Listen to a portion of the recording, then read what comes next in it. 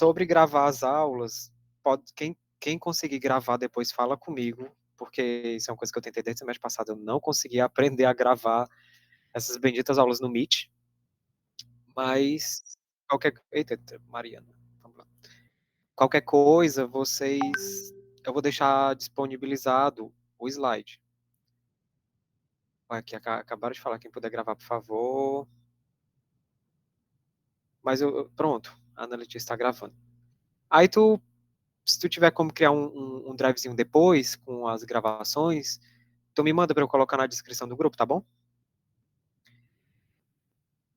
Pois, dando início, né? Boa noite, gente.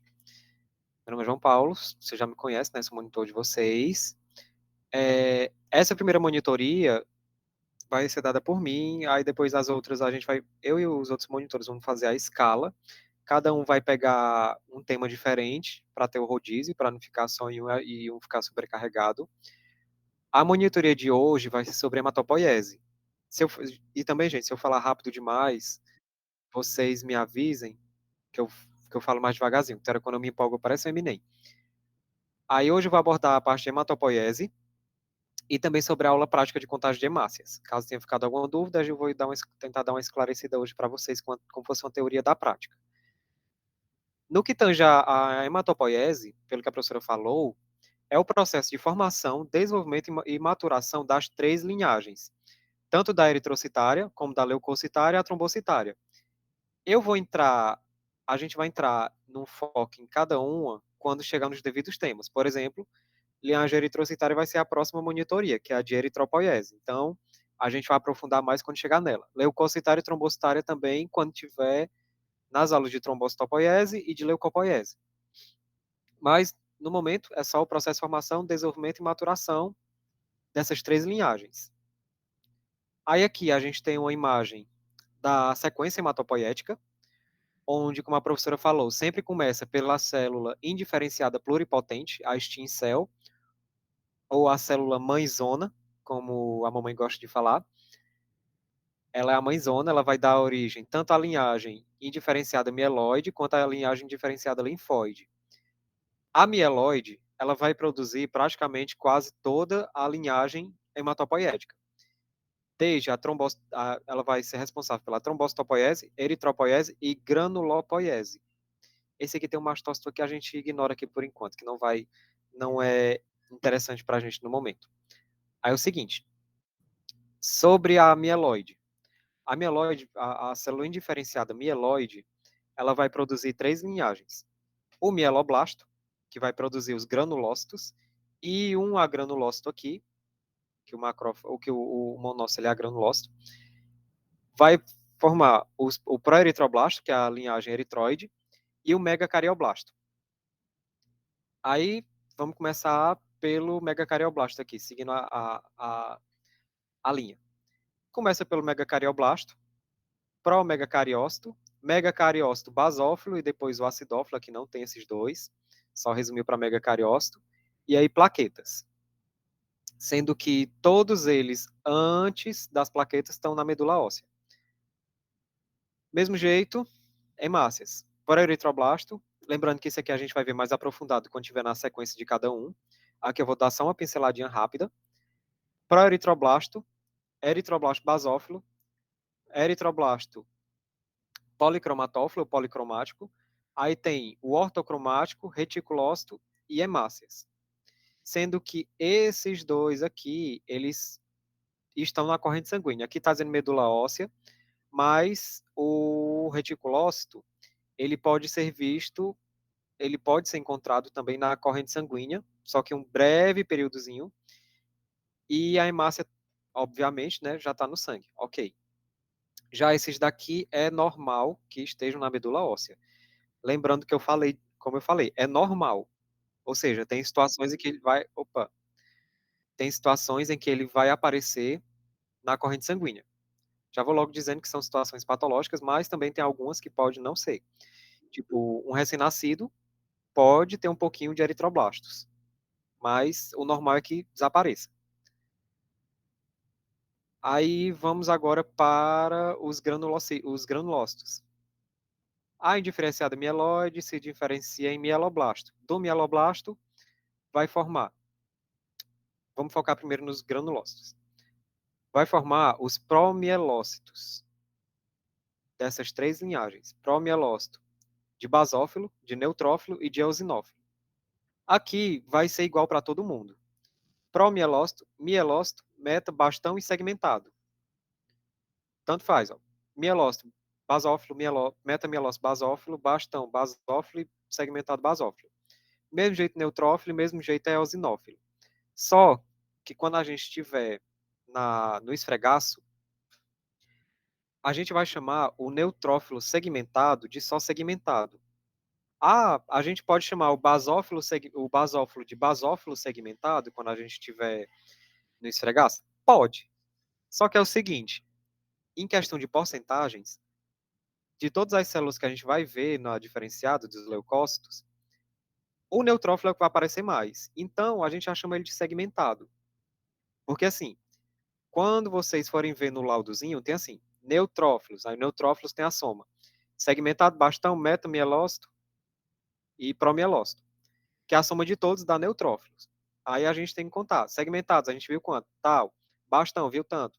Meta, vamos dizer que a pessoa é saudável. Não viu, não viu, não viu. Aí 000, vamos dizer que eu vi 2 bastões e 57 segmentados. Aí dá 59 neutrófilos. Isso aqui vocês também vão ver mais na frente. Estou só dando uma introduçãozinha, só para começar a dar um norte nessa situação. Mas é isso. Estou falando muito rápido, gente. Alguma dúvida até agora? Tudo bem? Que eu estou sentindo que eu estou falando rápido, Tudo mas ok. pronto. Aí essa situação, é esse negócio mesmo. Eosinófilo também é segmentado, o basófilo também é segmentado. Só que a diferença entre o neutrófilo, EO e baso é o seguinte: o neutrófilo, geralmente, quando tiver na monitoria de diferenciação de leucócitos, a gente também vai abordar isso. Ele geralmente, o citoplasma dele tem tons pastéis. Eu gosto de usar esse recurso, tons pastéis. E os grânulos dele são bem discretinhos, eles não cobrem o núcleo. Eosinófilo é uma versão mais, entre aspas, assim dizendo, violenta dos tons pastéis. É um tom mais forte, só que como segmenta, toda vez que eu falar segmentado, vocês entendem o neutrófilo, que já é costume mesmo. Só que, seguindo a linha do segmentado, os grânulos do EO também é como se eles respeitassem o núcleo. Eles não cobrem o núcleo. Já o basófilo, não. O basófilo é uma baixaria. Ele não respeita o núcleo e os grânulos são em cima mesmo. Por que, que o nome dele é basófilo? Porque os grânulos são intensamente colorados basofilicamente. É um azul fortão. Mas o citoplasma é acidófilo. Quando a gente consegue ver o citoplasma, a gente vê que o citoplasma é rosinha. Mas às vezes tem tanto grânulo, tanto grânulo, tanto grânulo, que a gente não enxerga citoplasma, não enxerga núcleo, só vê aquela um monte de grânulo. É como se eu tivesse pegado a célula, pegado uma escovinha com tinta e feito aquele negocinho com as cerdas da escova para espirrar tinta. É como se fosse desse jeito. E às vezes dá uma sensação de tridimensionalidade. Eu gosto de chamar de grânulos 3D, ou então de aspecto de brigadeiro. A gente vai ver mais aprofundado também de novo, falando na diferenciação de leucócitos. Aí, continuando, o mieloblasto também dá origem a uma linhagem dos agranulócitos, que é o monócito. Monoblasto, promonócito, monócito. Bem facinho. Ah, mas aqui tem macrófago e célula dendrítica. Isso aqui é quando tiver no tecido, quando migrar do sangue para o tecido. Isso aqui a gente vai ver mais na imuno. Por enquanto, aqui esse na hemato não é interessante, não convém para a gente. Ok, célula indiferenciada mieloide, ok. Agora vamos para a célula indiferenciada linfóide, que é o nosso linfócitozinho. Começa por linfoblasto, prolinfócito, linfócito. Tem essa aqui, a NK, tem a gente só vai interessar linfócito, sendo que assim, eu vou conseguir diferenciar o T do B no sangue? Não, a gente só fala que é linfócito. Então, essa parte aqui também não vai nos interessar no momento, é só na parte da imuno. Repetindo, linfoblasto, prolinfócito, linfócito. Situações em que ele possa aparecer. Isso aqui é na medula. Se aparecer, é alguma coisa errada. Situação patológica, leucemia. Por exemplo, Se aparecer muito linfócito e prolinfócito, a gente pode ser uma LLC, que é a linfóide crônica. Se aparecer blasto, leucemia linfóide aguda. Mas a gente vai ver já no finalzinho da cadeira. Isso aqui não se preocupem agora. Está sendo só a introdução. Tudo bem nessa sequência hematopoética? Alguma dúvida?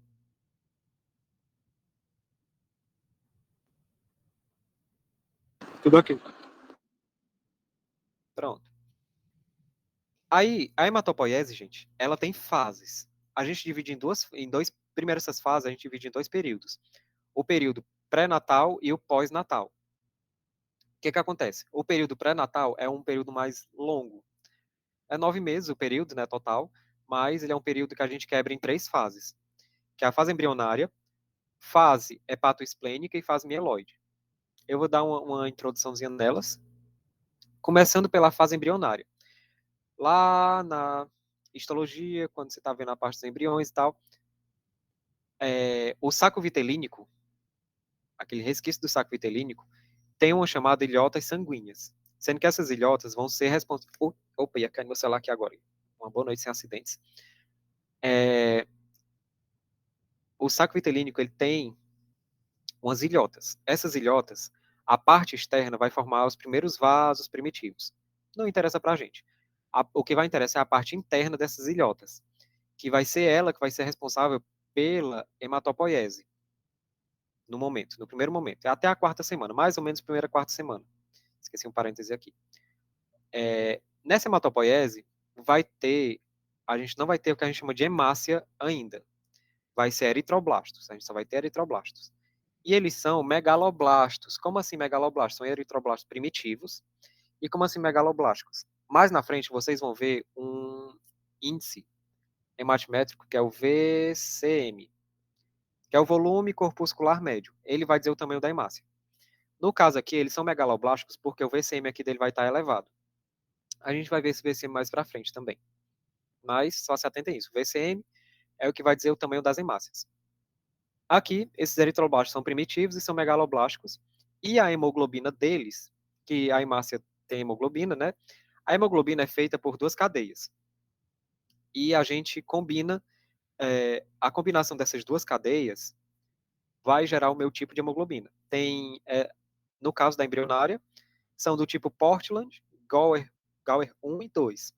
Ah, como assim? Tem cadeias alfa, tem cadeias beta, tem cadeias gama, delta, zeta, epsilon, e por aí vai. Isso aqui eu não vou nem entrar no, no não vou entrar nos detalhes, porque é muito decorebazinha essa parte.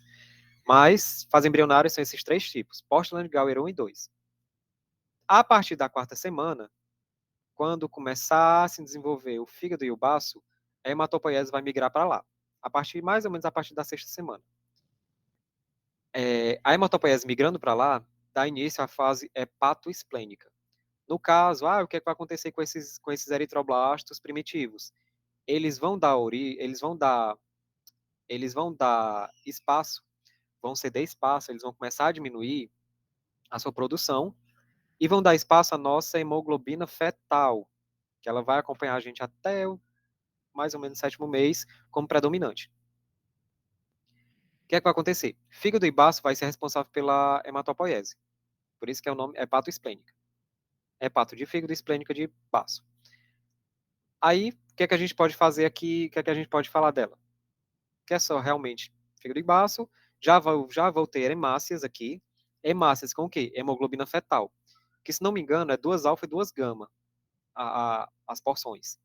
E essa hemoglobina fetal, ela vai perdurar até o sétimo mês, mais ou menos, como a principal. E nos adultos ainda posso ter traços dela. E a partir do sétimo mês, o fígado e o baço vão dar lugar, como sítio hematopoético, para a medula vermelha, que aí vai iniciar a nossa fase mieloide. Na fase mieloide, tudo vai ser produzido agora pela medula vermelha. O que é essa medula vermelha? Já teve algum aluno que perguntou se era a mesma medula da medula espinhal. Não, não é.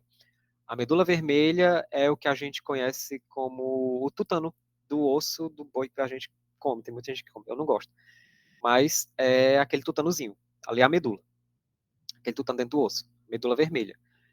A medula vermelha, no caso, eu estou focando aqui vermelha, ela vai ser a responsável por toda a hematopoiese a partir do 7º mês da gestação até a vida adulta, até você morrer, vai ser ela.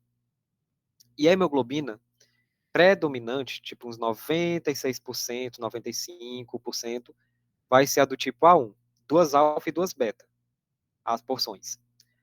Vou ter A2, que é umas pequenas, mais ou menos uns 2% a 1%, e são uns traçozinhos de hemoglobina fetal.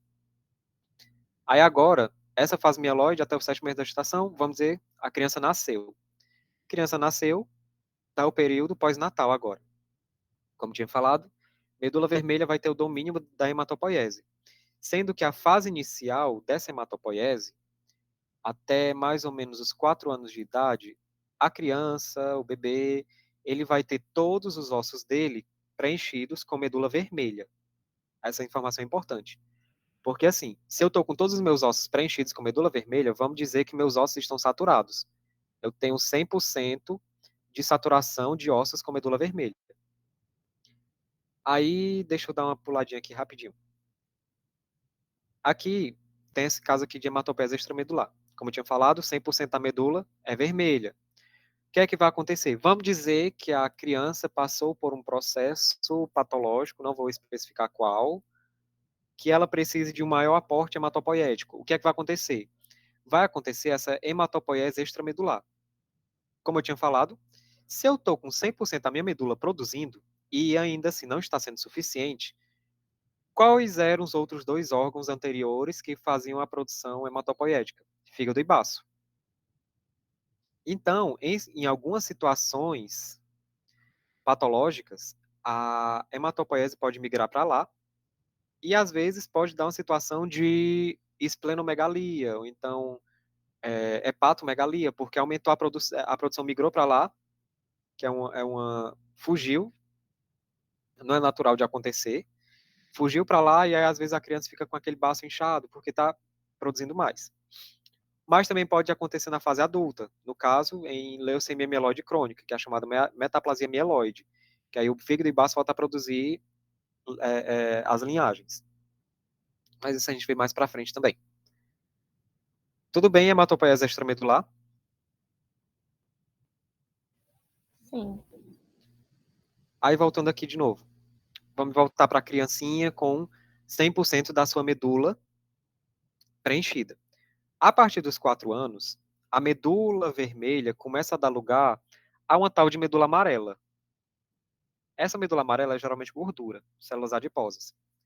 Opa, passei demais. Células adiposas. E essa transformação de medula vermelha para amarela é chamada de convergência troncular. Que o que é que vai acontecer? A medula vermelha vai dar lugar à amarela. E ela vai ficar restrita apenas a ossos chatos, tipo osso de vértebra, osso do externo, da pelvis. Aí as diáfises de ossos longos vai ser preenchida por medula amarela. Sendo que essa medula amarela ela não vai ter atividade hematopoiética. Ou seja, a partir dos 4 anos de idade, a criança vai diminuir essa saturação de medula. Vai diminuindo. Sendo restrita, voltando, só a ossos chatos. A epífise de ossos chatos, assim dizendo. E essa medula amarela, em casos de necessidade de aporte hematopoiético, ela tem a capacidade de se converter em vermelha. Ela pode voltar a ser vermelha. Vamos dizer que a pessoa está precisando, o paciente está precisando de um aporte, a medula vai e se converte em vermelha. Se esse aporte for desnecessário, ela volta e vira amarela de novo. Na fase senil, quando a pessoa vai ficando velhinha, a medula amarela ela começa a ser substituída por cinzenta. E o que é essa medula cinzenta? Ela é composta por fibroblastos. Ah, e essa medula cinzenta, ela tem capacidade de conversão? Não. Uma vez formou medula cinzenta, tchau. Não vai virar nem amarela nem vermelha. Aí, gente, só recapitulando, essa convergência troncular é só a transformação da vermelha em amarela a partir dos 4 anos de idade, onde a vermelha vai ficar restrita em epífises de ossos chatos, vértebras externas e pelvis. Até aqui tudo bem, essa parte de período pós-natal, da hematopoiese? Alguma dúvida até agora? Tudo Eu estou sendo tranquilo. bem rapidinho, então, porque essa parte é bem introdutória, então não vai levar muito tempo. Aí, vamos para a aula prática. Os detalhes dessas coisas e tal, das hemoglobinas, eu vou entrar nas aulas de eritropoiese, leucopoiese e trombopoiese, para não ficar tão puxado. Eu gosto de separar. Na aula prática que vocês tiveram, que era a contagem global de hemácias, como o próprio nome diz, a gente vai contar o número total de hemácias. A gente vai contar, gente, mas no exame tem 5 milhões de hemácias, eu vou contar os 5 milhões? Não. A gente conta uma coisa representativa. Aqui é uma imagem da câmara de Neubauer, que eu fiz uma ilustração. Isso tem na apostila, que está disponibilizada no drive de vocês. A gente, quando vai contar, coisas importantes que podem cair na prova, que a mamãe gosta de cobrar às vezes. A solução diluidora para a contagem global de hemácias é Gauer, solução de Gauer. Ela é feita de ácido acético glacial, água destilada e alguma outra coisa que eu devo ter esquecido agora. Não é importante, só falar que é Gauer já dá certo, solução de Gauer. Onde a gente conta? Na câmara de Neubauer. Quando a gente coloca o aumento de 4 vezes, a gente vê essa cena aqui. A gente vê essa malha quadrilha. Não, mentira. Aqui já é o aumento de 10. Aqui tem os campos dos leucócitos, mas isso não interessa a gente agora.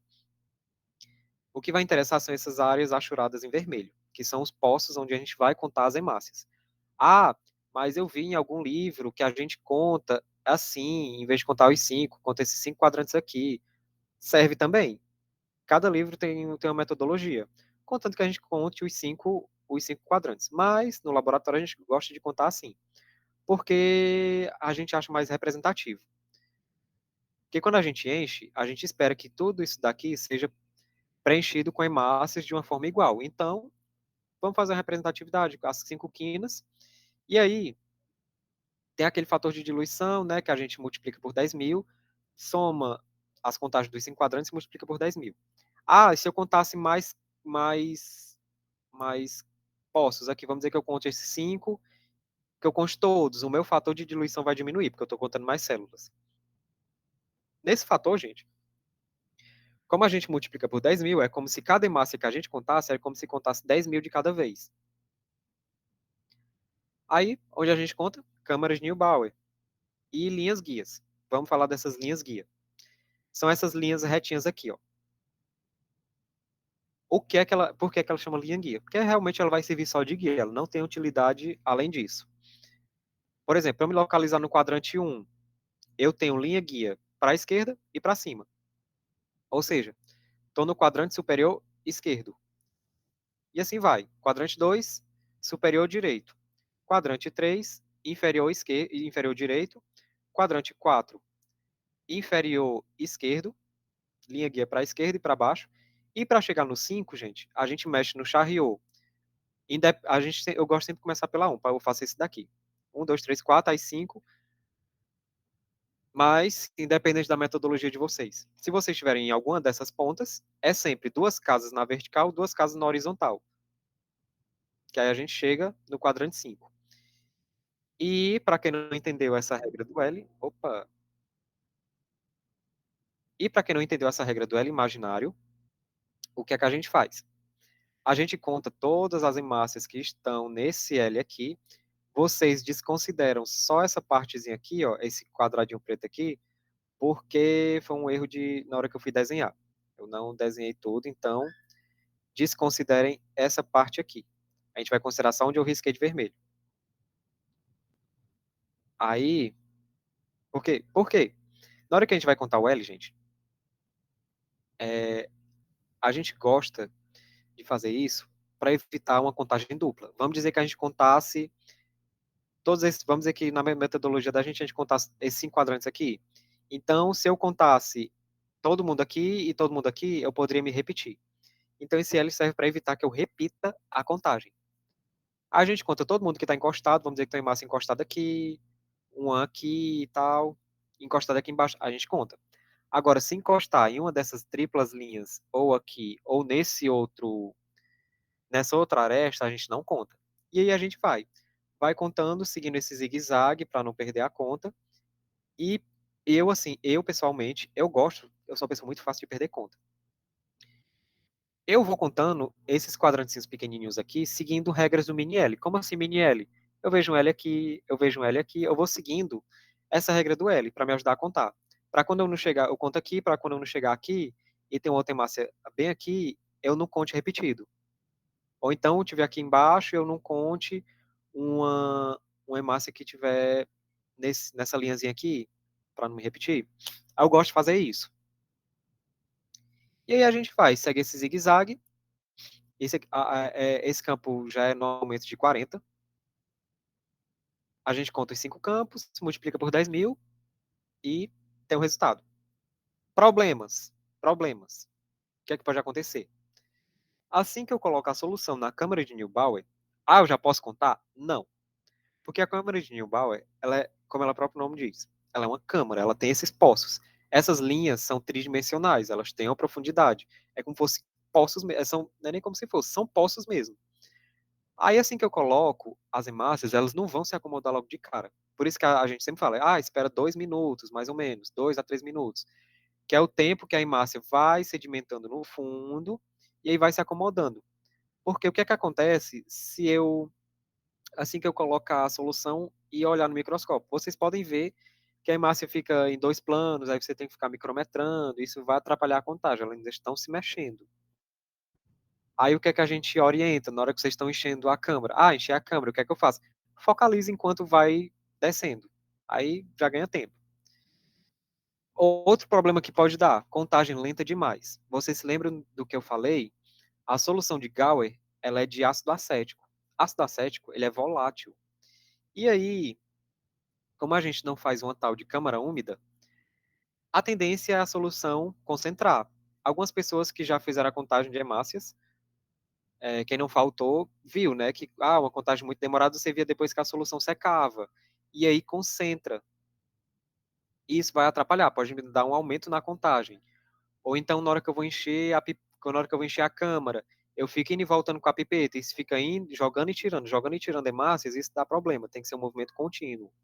Na hora que eu comecei a apertar, eu não posso parar, tenho que apertar até encher. Encheu, parei e tirei a pipeta. Interpretação de resultados. Eu não coloquei nenhum valor de referência, que eu não estou considerando nem homem nem mulher aqui. Valores de referência. Acima do normal seria uma policitemia ou uma poliglobulia. Tanto faz o nome. E abaixo da referência, oligocitemia. Exemplos de policitemia. A própria policitemia veras, né? Que é onde a gente tem muito mais hemácia do que deveria. Em casos de desidratação, que aí o plasma diminui e fica a proporção maior, então a contagem de hemácia fica maior. Ou uma oligocitemia, por exemplo, anemias. É um exemplo clássico. Por exemplo, o sangue do pessoal da segunda-feira foi um sangue anêmico, que ainda a gente anemizou ele. Como assim? Deixou sedimentar, eu tirei uma parte do concentrado de hemácias e diluí com o próprio plasma. Aí isso deu uma anemia mais avançada, para ajudar vocês a contarem, que as primeiras contagens sempre é com sangue anêmico, para ficar facinho e vocês não terem muito trabalho para contar. Mas vai ter sangue de gente saudável também para vocês contarem. Não vai ser esse campo assim com esse farelo de hemácia bonitinho aqui, não. Às vezes vai vir abarrotado e vai ter que contar mesmo. Por que eu não coloquei valores de referência? Porque varia, gente.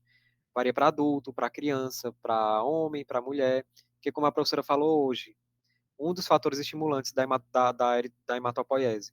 Peraí, tem alguém falando aqui. A quantidade de sangue e outros componentes para preparar a solução de Gauer, você pode dizer? Sim, claro, claro, claro.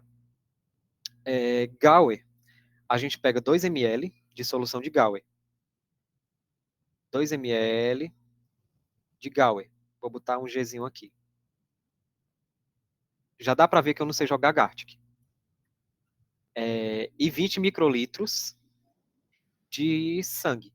Ele é homogeneizadozinho devagarzinho. Por que homogeneizar devagarzinho? Porque se homogeneizar rápido eu posso quebrar a hemácia. Só vai ter um exame que eu vou ter que quebrar a hemácia, que é a hemoglobina, dosagem de hemoglobina, que eu vou ter que quebrar para, enfim, a hemoglobina sair da hemácia e eu poder dosar. Opa!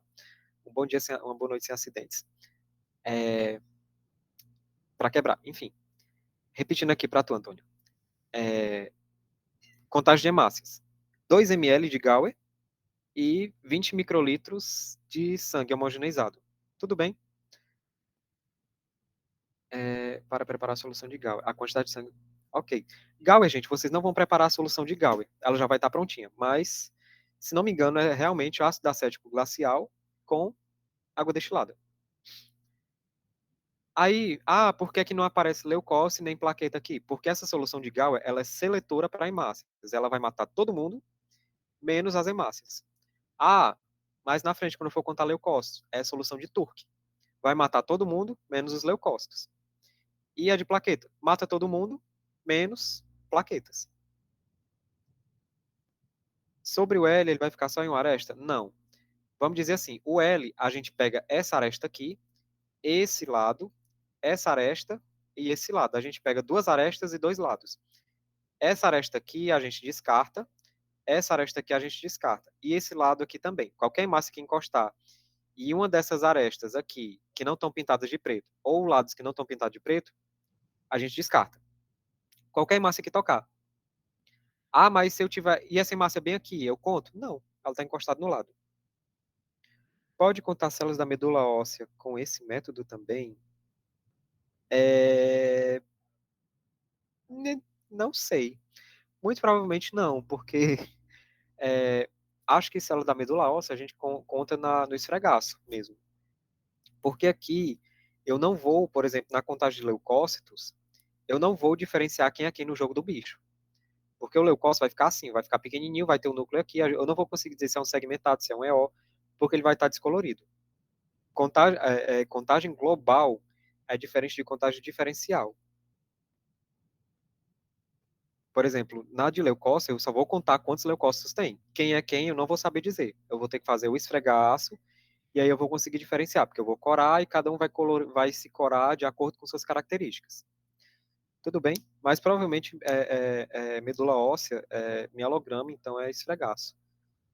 Mas a câmera de Neubauer, gente, ela serve para contar. A gente conta leucócito, conta hemácia, tem laboratório que conta levedura. Ela é uma câmera feita para contar, ela não é restrita à hematologia. E eu acho que é isso por hoje. Foi uma monitoria bem rapidinha mesmo, que é só introdutória. Quando for eritropoiese